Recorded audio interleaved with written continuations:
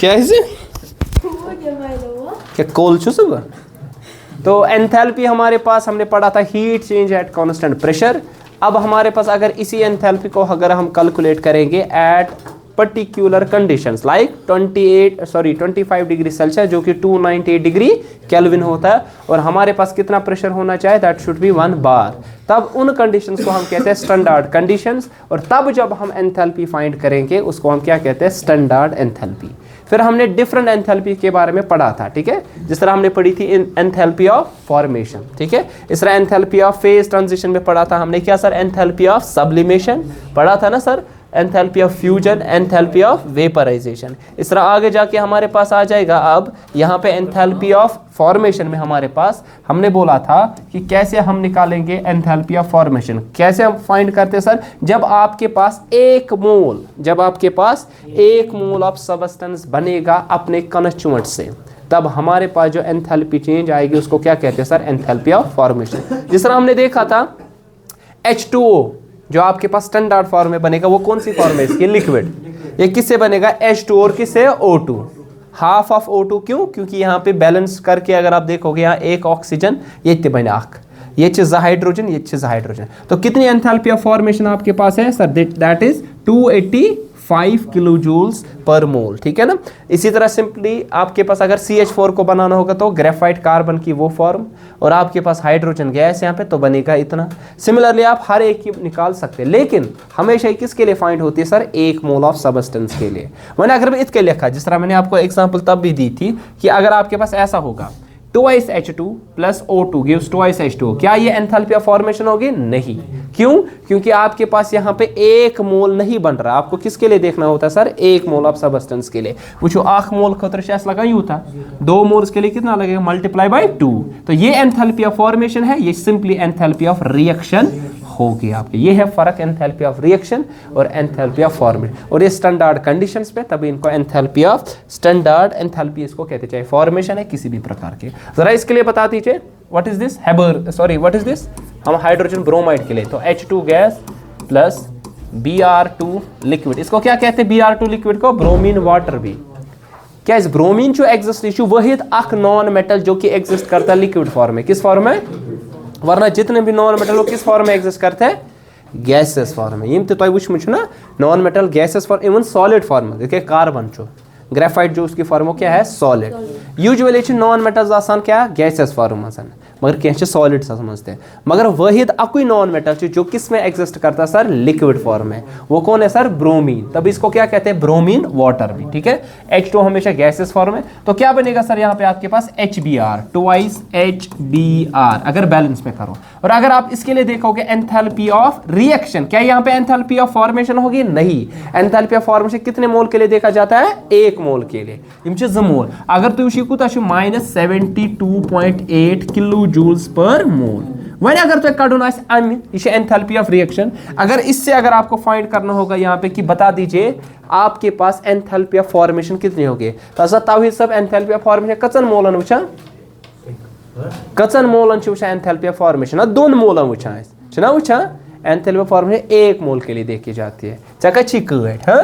तो आपके पास यहाँ पे क्या आ जाएगी, एंथैल्पी ऑफ फॉर्मेशन, इसके लिए फिर स्टैंडर्ड एंथैल्पी ऑफ फॉर्मेशन, ये 2 मोल इसके लिए थी, 1 मोल के लिए क्या आएगा, 72.8 को डिवाइड किससे करेंगे, 2, तो 2 3 are 6, 2 1 are 2, 2 4 are 8, minus 31.4 kilo joules per mole आपके पास आ जाएगा। ठीक है, काचा समझता रहा, क्लियर छा ओवर था, ठीक है। तो सिमिलरली हाँ 2 3 are 6, हाँ 2, सॉरी ये आपके पास गलती हो गई, तो आपके पास आएगा 2 3 are 6, 2 6 are 12, 36.4 kilo joules per मोल। कभी कभार इसको ऐसे भी लिख सकते हैं, करिए यार डिवाइड कम से 2 से क्या बनिए, हाफ ऑफ H2 गैस, शाबाश, plus half of Br2 gas, कैसे पर तक करो डिवाइड आज सरसी Br2 लिक्विड, तो क्या बनेगा सर आपके पास HBr जो आपके पास बनेगा यहाँ पे, ठीक है, जो कि किस फॉर्म में होता है, हाइड्रोजन ब्रोमाइड गैस आपके पास। तो ये आएगा एंथैल्पी ऑफ फॉर्मेशन, इसके लिए स्टैंडर्ड जो कि आपने निकाली -36.4 किलो जूल्स पर मोल आ जाएगा। ठीक है, का अच्छा समझता रहा, ठीक। अच्छा याद रख लीजिए एंथैल्पी ऑफ फॉर्मेशन किसी भी ऐसी स्पीशीज के लिए जो कि स्टैंडर्ड फॉर्म में होगा वो क्या ली जाती है सर, जीरो। कितनी सर? तो किसी भी एलिमेंट की अगर आप देखोगे चाहे वो उसकी स्टेबल फॉर्म कुछ भी हो उसमें एंथैल्पी कितनी ली जाती है सर, जीरो। सपोज तो ऐसा वन पे इतना सन H2 वो किस फॉर्म में एग्जिस्ट करता है, गैस है, तो इसकी एंथैल्पी ऑफ फॉर्मेशन कितनी आ जाएगी सर, उसके लिए जीरो। N2 किसके फॉर्म में फाइंड होता है, N2 है ना नाइट्रोजन, तो इसके लिए enthalpy of formation zero. Carbon जो ग्रेफाइट फॉर्म इसकी सॉलिड, उसके लिए भी कितना आ जाएगा सर, जीरो आ जाएगा। वन सर वहाँ बताइए सर आप बता दीजिए, आपके पास गिवन है CaCO3 कैल्शियम कार्बोनेट जो कि सॉलिड फॉर्म है, ये टूट के क्या बना रहा है, कैल्शियम ऑक्साइड जो कि सॉलिड है प्लस कार्बन डाइऑक्साइड जो कि गैसेस है। बता दीजिए enthalpy, standard enthalpy of reaction इसके लिए कितनी होगी। तो एंथैल्पी ऑफ रिएक्शन किसके बराबर होती है, बता दीजिए। एंथैल्पी ऑफ रिएक्शन स्टैंडर्ड वो किसके बराबर होता है, ये होता है summation of enthalpy of products, summation of enthalpy of शाबाश किन के, प्रोडक्ट्स के लिए, ठीक है, माइनस जितने भी हो गए summation of enthalpy of reactants, ठीक है। प्रोडक्ट में कौन है सर, CaO और CO2, ठीक है। तो आपके पास CaO के लिए कितनी आ जाएगी, CaO के लिए हमारे पास ये एक बार है, CO के लिए गिवन है -635.1 किलो जूल्स। फिर आपके पास यहाँ पे आ जाएगा माइनस फार्मूला का जो आपके पास है, और यहाँ पे कितनी है आपके पास है CO2, ठीक है। तो आपके पास यहाँ पे सॉरी CO2 के लिए कितना आपके पास आ जाएगा -392.5। ये वो प्रोडक्ट माइनस क्या करना पड़ेगा फिर रिएक्टेंट, रिएक्टेंट में कौन गिवन है, कैल्शियम कार्बोनेट। तो कैल्शियम कार्बोनेट की भी आपके पास गिवन है, that is equal to -1206.9 kilo joules per mole. काचा समझता ना, ठीक है। ये आप फाइंड कर लोगे आपके पास, तो आंसर कितना आने वाला है, it is 178.3 kilo joules per मोल आ जाएगा, ठीक है। अगर आपको इन रेस्पेक्ट टू ये जितने भी स्पीशीज है इनकी एंथैल्पीज पता होगी तो आप इजीली इनकी एंथैल्पी फाइंड कर सकते हैं, ठीक है। It is given to be कि आपके पास एंथैल्पी कैल्शियम कार्बोनेट की गिवन थी, CO2 की गिवन थी, कैल्शियम ऑक्साइड की गिवन थी, आप यहाँ पे फिर बाकियों की निकाल सकते हैं। This is the formula in order to find the enthalpy of reaction. अब जितने मोल्स हो गए उससे क्या करना पड़ेगा सर, मल्टीप्लाई। सपोज अगर ये होता 2 टाइम्स तो 2 टाइम्स से क्या करते सर, मल्टीप्लाई, जो भी आपके पास स्टाइकियोमेट्रिक कोफिशिएंट होगा, ठीक है। चलिए इस तरह नेक्स्ट हमारे पास है that is thermochemical equation, next topic, and Hess's law of constant heat summation. तो ये दोनों चीजें क्या है, ये लगभग लास्ट टॉपिक आपका आ जाएगा किसका, थर्मोकेमिस्ट्री का। फिर उसके बाद लास्ट स्पॉन्टेनिटी के लिए हम देखते हैं जहाँ पे सेकंड लॉ ऑफ थर्मोडायनेमिक्स भी आपका आ जाएगा, that is the Gibbs energy change, जहाँ पे हम एंथैल्पी और एंट्रोपी के बारे में पढ़ते हैं उनको मिला के, ठीक है। वो लास्ट टॉपिक इसका इसके बाद आ जाएगा। So what is a thermochemical reaction, therm के माने क्या है सर, हीट। तो केमिकल रिएक्शन जहाँ पे कहीं ना कहीं केमिकल चेंज होगी, बट वहां पे इन्वॉल्वमेंट होगी किस एनर्जी की, हीट एनर्जी, ठीक है। अगर आप देखेंगे कोई भी बैलेंस्ड इक्वेशन जो आपके पास होगी, कोई भी बैलेंस्ड इक्वेशन, और अगर उस बैलेंस्ड केमिकल इक्वेशन में उस रिएक्शन की एंथैल्पी ऑफ रिएक्शन गिवन होगी, ये जो कंबाइंड आपके पास बनेगा इसको कहते हैं थर्मोकेमिकल इक्वेशन कहते हैं, ठीक है। फॉर एग्जांपल है वो सब अल्कोहल C2H5OH, अल्कोहल आपके पास जो कि लिक्विड फॉर्म है, और आपके पास O2 गैसेस, अगर वो बैलेंस कर यहाँ 3 टाइम्स है, और क्या मिलता है हमेशा हाइड्रोकार्बन ये दाजान क्या मिला, कार्बन डाइऑक्साइड और वाटर, बैलेंस करके यहाँ पे 2 है और यहाँ पे 3। या तो पे सिंपली केमिकल इक्वेशन, ध्यान थे सर, इसको क्या कहा जाएगा, केमिकल इक्वेशन कहा जाएगा, ठीक है। मगर अगर वो वन अथ मज कचा एनर्जी तित्रा है, एंथैल्पी ऑफ रिएक्शन स्टैंडर्ड वो कितनी है, -1367 किलो जूल्स पर मोल। जो भी होगा ये तो वैल्यू याद हम क्या, बट अगर आपके पास एक केमिकल रिएक्शन टुगेदर विद क्या, कि इसमें एंथैल्पी चेंज कितनी आती है, इस ओवरऑल रिएक्शन को कहते हैं थर्मोकेमिकल इक्वेशन, या हम कहेंगे थर्मोकेमिकल रिएक्शन इसके लिए, ठीक है। सो what is thermochemical reaction, sir thermochemical reaction is that reaction in which chemical reaction together with heat change of the reaction is taken.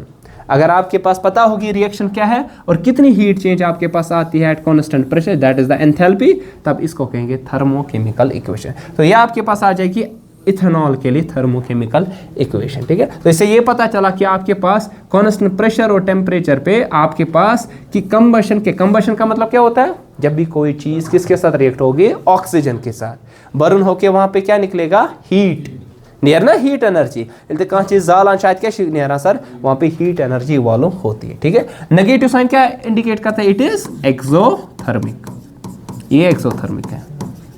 अगर ये पॉजिटिव आता है तेल को एंडोथर्मिक। एक्सोथर्मिक का मतलब क्या होता है,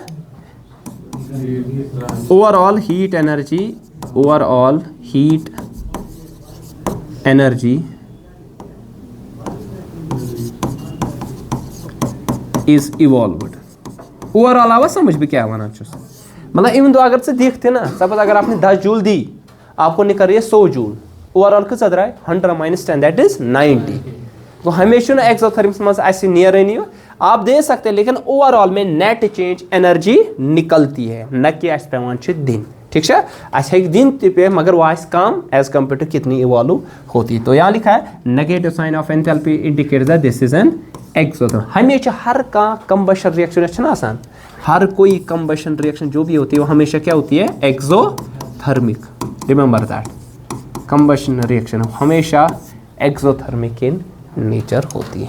ठीक है, कथा है समझ, गुंजाइश में कंफ्यूजन क्लियर है। अब यहाँ पे थर्मोकेमिकल रिएक्शन जो भी आपके पास है उसके लिए क्या चीज़ है आपको ध्यान में रखनी है, जिस तरह अभी तक पढ़ा वो सारी चीज़ें आपको क्या सर, कि आपके पास कोफिशिएंट जो हो गए ना, कोफिशिएंट का मतलब है मोलर, जो आपके देते हैं नंबर ऑफ मोल्स इसमें कितने हैं। जिस तरह अभी देखा यहाँ पे स्टाइकोमेट्रिक कोफिशिएंट इसका कितना है सर 1, इसका कितना है 3, इसका 2 और इसका कितना है sir 3। These are called stoichiometric coefficient. यम वन कितने नंबर ऑफ मोल चाहे रिएक्टेंट के या चाहे प्रोडक्ट के, कितने मिल रहे हैं या कितने आपके पास बन रहे हैं यहाँ पे। ठीक है, कोफिशिएंट्स जो होगा बैलेंसर थर्मोकेमिकल रिएक्शन के लिए वो क्या देता है, नंबर ऑफ मोल्स, मॉलिक्यूल्स नहीं देता, हमेशा क्या देता है, मोल्स। रिएक्टेंट के कितने हैं या प्रोडक्ट के कितने हैं। और आपके पास जो साइन होगी, जो साइन आपके पास होगी, चाहे नेगेटिव साइन वो रिप्रेजेंट करेगा कि आपके पास एनर्जी इवॉल्व होती है, अगर पॉजिटिव होगा तो वो क्या रिप्रेजेंट करता है, एनर्जी देनी पड़ रही है, दैट मीन्स एंडोथर्मिक। ठीक है, अब बता दीजिए इसके लिए क्या होगा, लाइकवाइज दिस Fe क्या है सर, Fe2O3 जो कि क्या है sir solid, plus thrice H2 जो कि क्या है सर गैस, ये क्या बना आयरन सॉलिड, शाबाश, प्लस 3 टाइम्स H2O लिक्विड। बता दीजिए अगर मुझे यहाँ पे बताना होगा आपके पास एंथैल्पी ऑफ रिएक्शन कितनी होगी, कैसे निकालेंगे, तो ये बने सर एंथैल्पी ऑफ रिएक्शन जो स्टैंडर्ड होगी ना वो होगी, बता दीजिए enthalpy of formation of iron, enthalpy of formation of H2O minus enthalpy of formation of Fe2O3, enthalpy of formation of H2।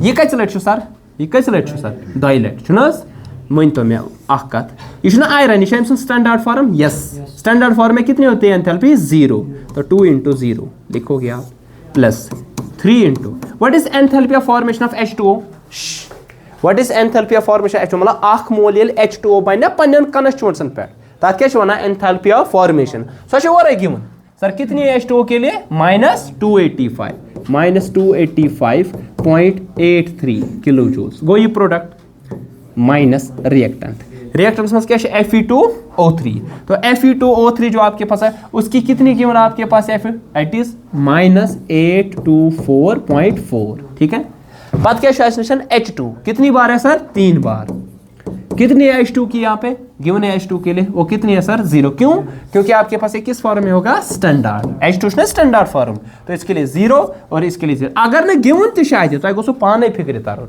Sir यह सच स्टैंडर्ड फॉर्म, ये भी स्टैंडर्ड फॉर्म है। अब इसको सॉल्व करेंगे, सॉल्व करके आपके पास कितना निकल रहा है answer, answer is -3.3 kilo joules per mole आपके पास आ जाएगा। ठीक है, वेरी इजी, तो मुश्किल चुना क्या।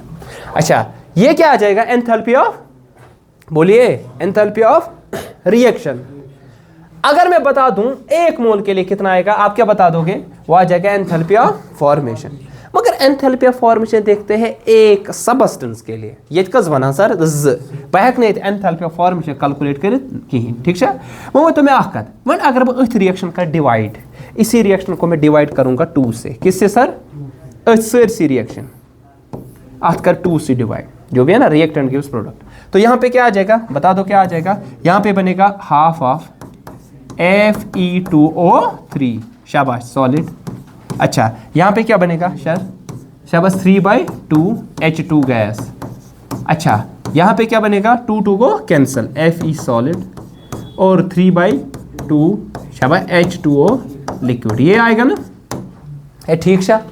वने अगर बो वुचे ये तेल गैस ना योर एंथैल्पी जो इसमें निकली ना कितनी निकली 33.33। इसको भी डिवाइड किससे होगा सर, इसको भी डिवाइड होगा किससे 2 से। सर डिवाइड करेंगे तो यहाँ पे एंथैल्पी ऑफ रिएक्शन, अगर मैं इसको एंथैल्पी ऑफ रिएक्शन R1 लिखूं, इसको एंथैल्पी ऑफ रिएक्शन सेकेंड लिखूं स्टैंडर्ड, तो आप बोलोगे ये जो आपके पास वैल्यू निकला -33.33, इसको भी डिवाइड किससे करो सर 2 से, तो क्या आएगा it will be -16.6 kilo joules per मोल।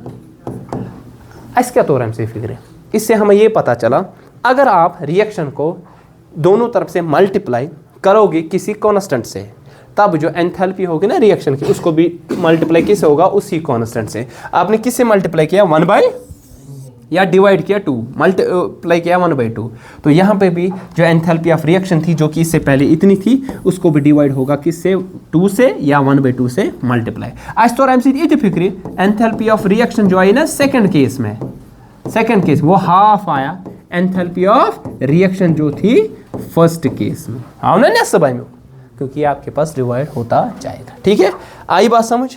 इसी पे बेस्ड हमारे पास आगे जाके दैट इज हेसेस लॉ।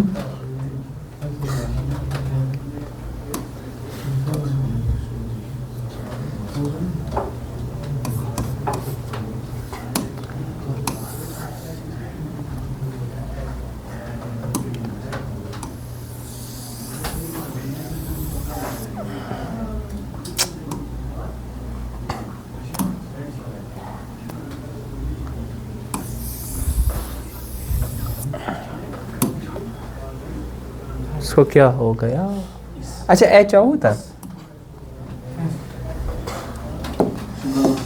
नहीं इसको इरेज करेंगे।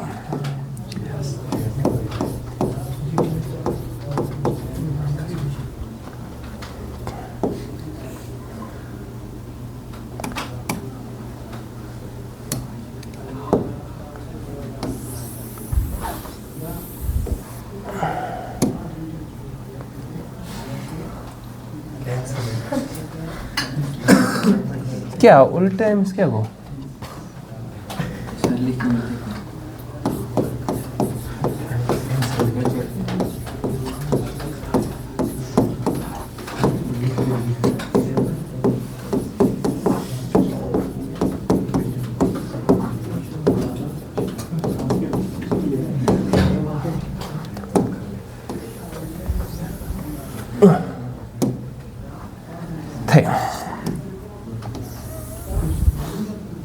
चलिए Hess's law of constant heat summation. So ये लॉ हमें क्या कहता है, Hess's law of constant heat summation. इसने बोला मान लीजिए आपके पास कोई रिएक्शन है, इट टेक्स प्लेस, ध्यान रख लीजिए ए से लेकर बी तक एक रिएक्शन हो रही है, मुझे कुछ एंथैल्पी चेंज आएगी। Let's suppose that enthalpy change of the reaction is delta H1, ठीक है, रिएक्शन के लिए डेल्टा H1। अब इसी तरह बी से क्या बनेगा सर C, मान लीजिए एंथैल्पी चेंज जो आई तब डेल्टा H2। इसी तरह C से क्या बना सर D, एंथैल्पी चेंज जो आपके पास आई डेल्टा H3। बैक इसके थोड़ा ग्राफिकली समझे, ध्यान रख लीजिए कि अगर आपके पास A से बन रहा है क्या सर B, B से क्या बन रहा है सर C, C से क्या बन रहा है सर D, यहाँ कितनी एंथैल्पी चेंज आई डेल्टा H1 और यहाँ डेल्टा H2 और यहाँ डेल्टा H3।